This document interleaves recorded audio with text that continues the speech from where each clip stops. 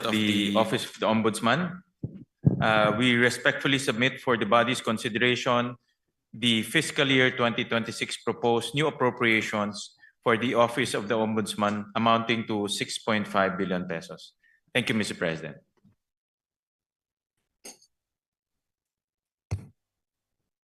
Thank you, Mr. President. You go ahead, Senator Marcoleta, you're recognized. Mr. President, in several decisions of the Supreme Court, the Office of the Ombudsman was admonished for grave abuse of discretion, for acts of bending or twisting the law to expand its powers. I may cite several jurisprudence if I must. Mr. President,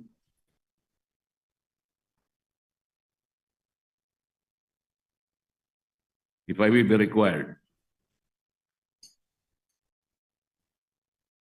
And we all know that the present Ombudsman, Mr. President, publicly flouted his predilection to bend the law. Does he believe that these decisions of the Supreme Court are wrong and he is not bound by these decisions? Mr.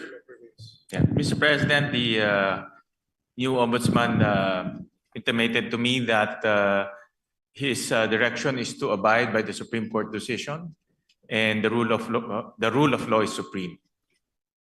And therefore is not correct, and there is no basis for flouting those statements publicly declared that bending the law is all right, provided that he is not breaking the law. Mr. President, it's a figure of speech, Mr. President. Mr. President, why figure of speech? The Office of the Ombudsman is a high office. We are not supposed to be guided by figures of speech. Our people might be misled into believing that it's all right to bend the law, provided we do not eventually break it. It should be explained succinctly, Mr. Speaker. It should be explained very well that that is not correct. That he was wrong in saying that. He was very wrong in confirming and even affirming that publicly in one of our hearings in the Blue Ribbon Committee. Can we expect that, Mr. President, for the Ombudsman to do?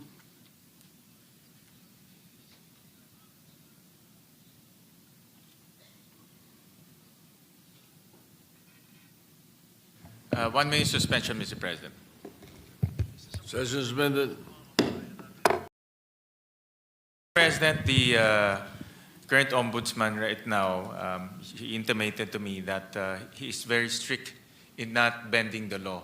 In fact, he also intimated that he will abide by the Supreme Court ruling, as he believes that the rulings are forms part of the law, and the rule of law is supreme, Mr. President. So he abides by those principles, Mr. President, and he will carry that in his tenure as the country's ombudsman, and especially in his quest to hold people to account and to put people in jail, especially those who transgressed our laws, Mr. President. So those are the principles that he abides by, and those are the principles he will carry in his duty as our ombudsman, Mr. President. Mr. President, abiding by that principle and acting otherwise is different. You say that you abide by the laws strictly,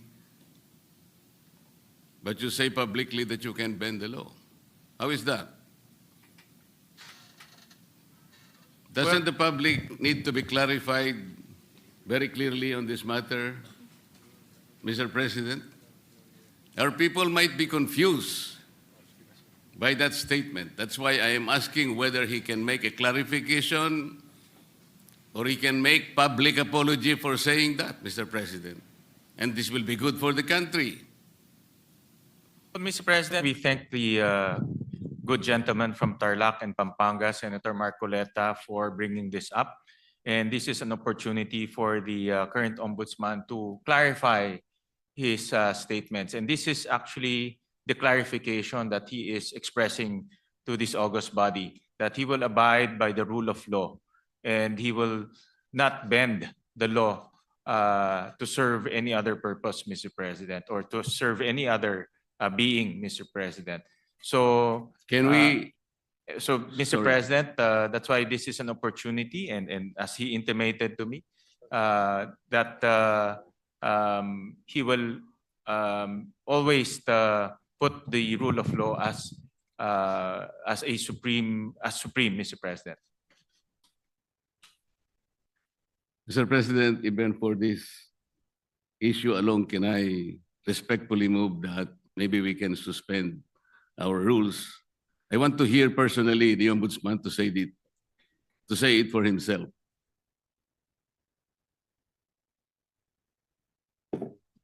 One minute suspension, Mr. President. Session suspended.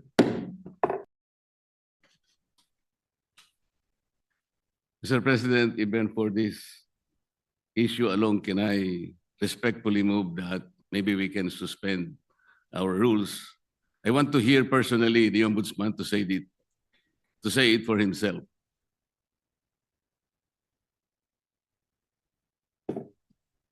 One minute suspension, Mr. President. Session suspended.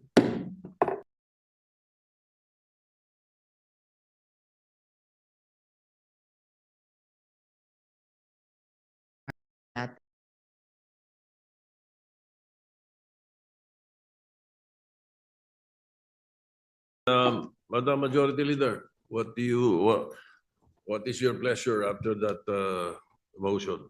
Mr. President, with all due respect to the good gentleman from Tarlac and Pampanga, the Senator Marcoleta, we have very, very rarely given way to such a motion to suspend the rules, especially during budget plenary deliberations, with all due respect to Senator Marcoleta. So I apologize that it may not be possible also this morning, Mr. President. So therefore, we are not entertaining the motion. We are not entertaining the motion, Mr. President, but the chairman remains fully capable of addressing the important issue raised by the good gentleman. All right, thank you. Thank you, Mr. President. Thank you, Yes. Majority Leader. Muling nagpapasalamat po kami kay Senator Marcoleta at tinanong niya po yung itong issue. Nagbibigay po to ng oportunidad para sa ating bagong ombudsman klaruhin yung kanyang mga nasabi. At wala hong intention to bend the law. No? That's very clear. In fact, ang prinsipyo po ng ating bagong ombudsman is to follow the law and uphold the law. Dahil naniniwala siya na ang rule of law is supreme, Mr. President. So, para lang klaro, no, na itong nasabi niya ay isang figure of speech, pero wala hong intensyon na baliin po ang batas. Dahil ang kanyang intensyon ay ipatupad ng batas ng may integridad at may katarungan, Mr. President. Mr. President, kaya ko lang naman po ipinipilit ang bagay na ito sapagkat I think even the ombudsman as a lawyer himself believes in the court doctrine of our legal system, dura lex sed lex. Yung sinasabi nating bending the law will be inconsistent totally with this core legal system. Hindi mo po pwedeng kahit na konti.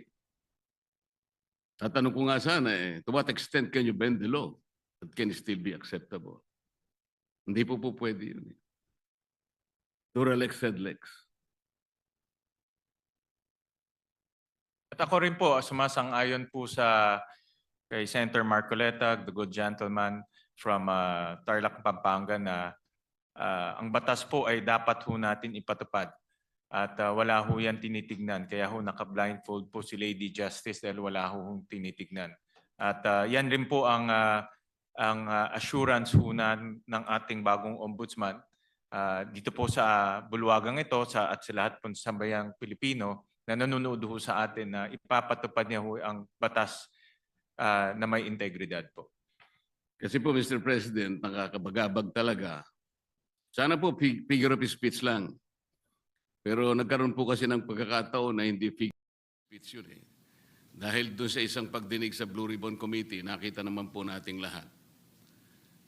When a particular witness applied for witness protection program, and the law is clear, the provisions of law on the requirements on how to apply for a witness under the witness protection program, nandun po lahat yun eh. The enumerations, the requirements are exclusive. Pero sinabi po ng ating ombudsman, then the Secretary of Justice, pinipilit po merong restitution. I advise him that he cannot do that because restitution does not appear in the law. But Mr. President, he insisted. So doon po nagkakaroon ng problema. While publicly, he declares that he upholds the law to the fullest. Pero in reality, it is not being done. How can you put a requirement which is not in the law? And he said that was his opinion. His opinion will not even matter, Mr. President. Does that opinion will even prevail over the strict provision of law? Yun po yung aking ikinatatakot, ikinababahala, na nami-mislead po yung ating mga mamamayan eh. Pati ang ating processes po ay nalalagay sa alanganin. That's why this is very important. Na kailangan po masettle natin ang isyong ito. We cannot bend the law.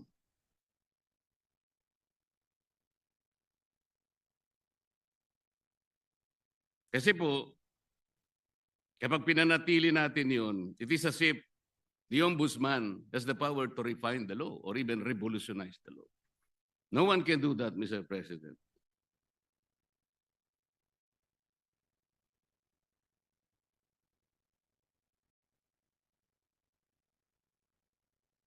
Kasi po, tingnan na, ito pa po yung nakakabagabag. Still falls on this very subject, Mr. President. Kamakailan lamang po ang ating current ombudsman ay nag-announce na sa mga darating na araw, meron pong may issuean na warrants of arrest. Na mga iba po ay kasama pa natin sa kapulungan ito, Mr. President. Mr. President, may I ask whether the Office of the Ombudsman has the power to issue warrants of arrest?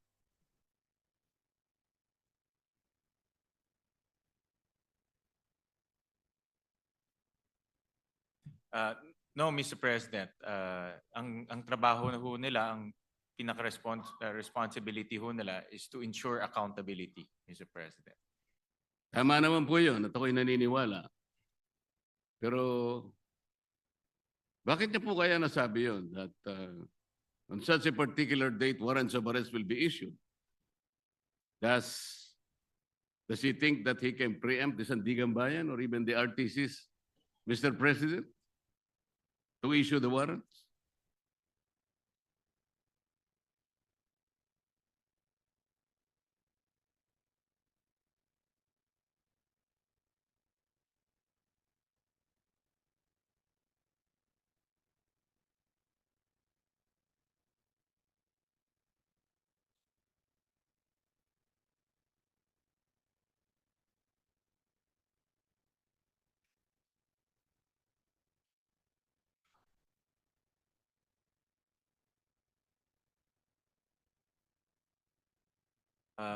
Mr. President, this is a indicative timeline. Meron ho kasing sinusundan ng ombudsman na timeline at base po doon sa mga nakita nilang ebidensya, nakita ho nilang mga krimen na ginawa po ng iba't ibang personalidad.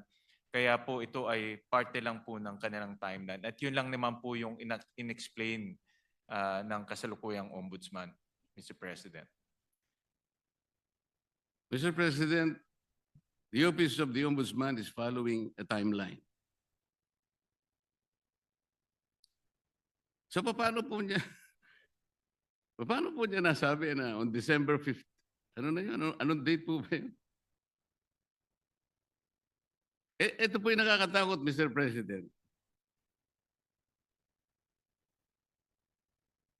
Paano po natin mapapaniwalaan na sa timeline na sinet ng ombudsman, may palalabas niya yung warrants of arrest? Hindi ba ang ibig sabihin nito, pwede niyang i-preempt ang decision ng Sandigan Bayan or the RTCs because he's following a timeline. And the most intriguing issue here, Mr. President, is that he might be able to influence and preempt the decision of the RTCs and the Sandigan Bayan just to make that timeline a reality. This is a very dangerous proposition, Mr. President. But Mr. President, hindi naman po, no, dahil alam naman ho natin ang Sandigan ay under the ambit of the judiciary. Iba naman po ito sa trabaho po ng ombudsman. Pero bilang ombudsman, nakikita ko ho na dahil sila po ang magfa-file ng kaso, very optimistic ho sila na yung kanilang ifa-file na kaso meron pong kinahitnatnan at meron pong resulta. So yung resulta na gusto ho nilang mangyari ay mag-issue ho ng warrant of arrest. So, kasi very confident sila na yung kaso ay matibay. At very confident ho sila na yung ebidensya ay matibay. At yun din po ang gusto natin lahat. Ako po, very hopeful rin po ako na yung kanilang kaso at kanilang ebidensya ay matibay dahil ako rin po bilang isang Pilipino, gusto ko rin pong managot yung mga taong dapat managot. Pare-pare po natin gusto mapanagot natin ang may kasalanan, Mr. President. Wala pong debate doon. Hindi po yun ang punto ng pagtatanong na ito, Mr. President.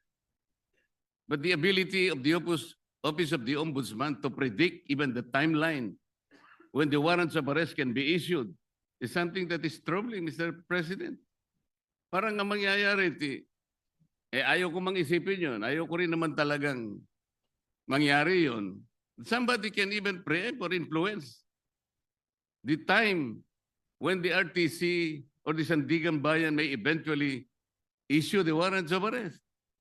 Sana wala nang ganung klaseng announcement Kasi nakakapagduda kasi, Mr. President. Tingnan po ninyo, when the Sandigan Bayan or the RTCs eventually issues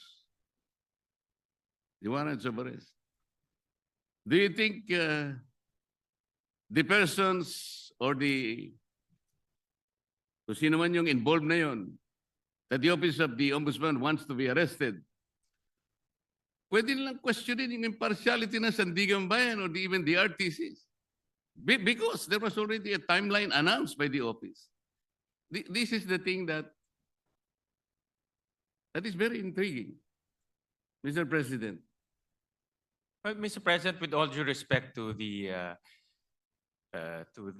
esteemed senator from Tarlac and Pampanga, with all due respect po, ito ay isang indicative timeline na tinitignan ho nila.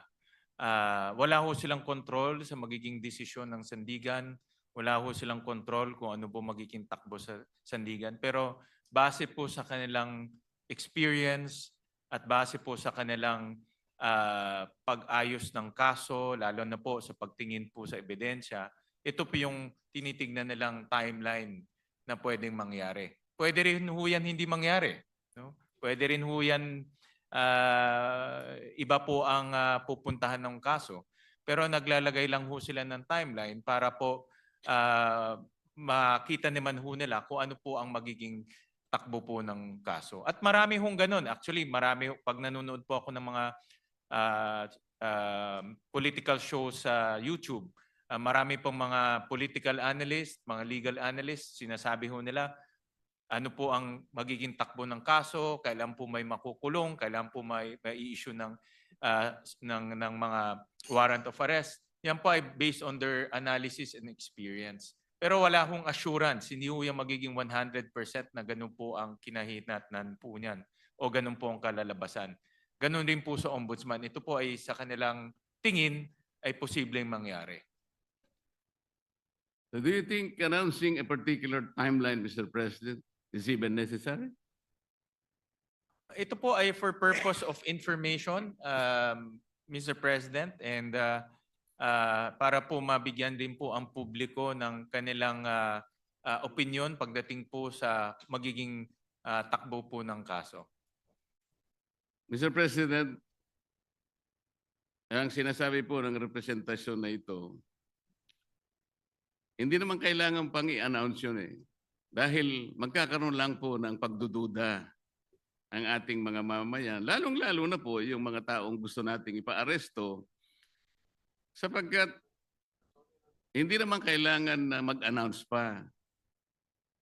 Kasi kapag sinabi mong meron po kaming timeline, parang siguradong-sigurado na po kasi ng opisina ng ombudsman na talagang mag-i-issue yung either the Sandigan Bayan or the RTC doon sa panahon na kanyang tinutukoy. Di ba, maiisip ninyo, nasa ilalim pala ng impluensya ng ombudsman o ng RTC, ang mga korte, naiimpluensyahan pala ng ombudsman ang mga korte. Ganun po yung magiging maaring isipin. Maaring hindi totoong yun ang gustong gawin ng ombudsman. At naniniwala naman ako na hindi niya intention yun. Ngunit para bigyan po ninyo ng pagdududa ang ating mamamayan, lalong-lalo na po yung mga taong involved nga at gusto nyo ipa-aresto, parang hindi kailangan pong mag-announce pa eh. That is the only point, Mr. President. Yeah, I'm sure andito po ang ating ombudsman at nakikinig ho siya sa mga suhestyon ng ating senador at bibigyan ho nila yan ng konsiderasyon. Salamat po sa sagot. Mr. President,